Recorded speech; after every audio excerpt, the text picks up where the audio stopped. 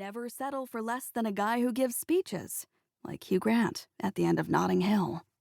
It was to be the ingenue in your own life. I liked David. We had the kind of chemistry that makes sex good, kissing great, and conversation easy. But he could go days without texting, and I'd almost forget I was dating him until he called, "Hey, babe," and asked me out for sushi or to go to some new swanky club. Because David liked the aesthetic of a manic pixie dream blonde on his arm, and I liked how easy it was to be that blonde when I was with him. He also had the hookup with a lot of celebs I was hoping to convert to clientele. Celebs and semi-celebs who can pay more, so I can hopefully work smarter, not harder. Dad, however, really likes David. A lot more than me. Dad likes that he's a good dresser and is polite and smart, but he likes David's industry connections even more. Dad is a perpetually sleep-deprived orthodontist by day and a screenwriter on the brink of his next great script by night. David is a successful TV exec. They talk about the biz. And in Dad's mind, that talking might one day lead to pitching, which could possibly lead to his big break. On some level, both Dad and me using David for his clout is what made me realize the relationship needed to end. Dad, however, wasn't let in on that train of thought, so I need to make sure he is at least one pink sangria in before I break the news. The valet attendant, Robbie, a slim, nervous-looking, barely adult, with a bright shock of red hair he's tried to tame with too much gel, passes in front of my car. Again. I told him I needed to use the Wi-Fi to finish my upload, so he let me idle in the drive. But he's getting antsy. My computer chimes to alert me the upload is complete.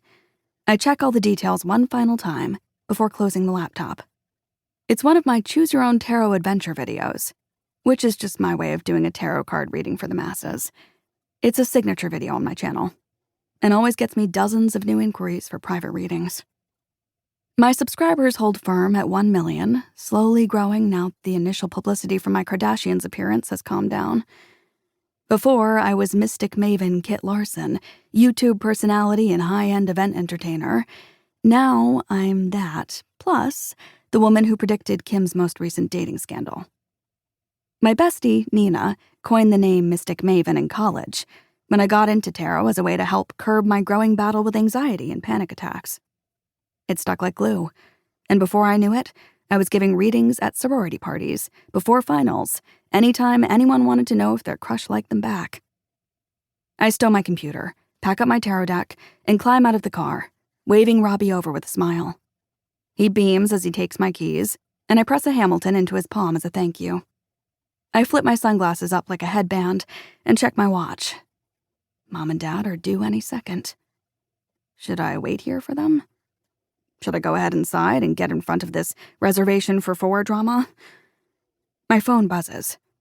I don't have notifications turned on for any of my apps, a mental health boundary my therapist and I set up after my channel reached 500K. It's a text from Nina. I told her about splitting with David before I begged her to crash on her couch last night.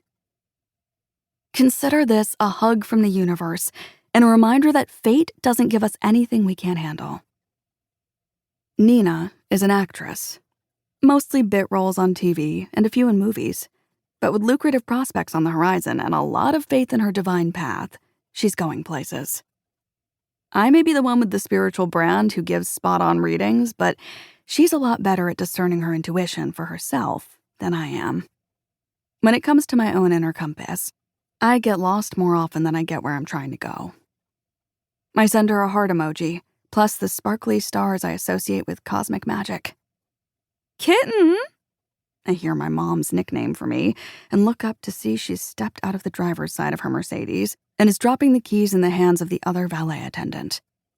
Seeing her driving herself to her birthday brunch, where she always, without fail, ends up on the other side of Toasted, is an unnerving plot twist. Mom is a mediocre driver at her most sober. This does not bode well. I'm about to ask what's up when she reaches me, smacks air kisses to both cheeks, and tugs me in, saying, "Let's grab a selfie together before your dad arrives." She attempts her normally toothy smile, but her newly refreshed, code Botoxed face is still a little light on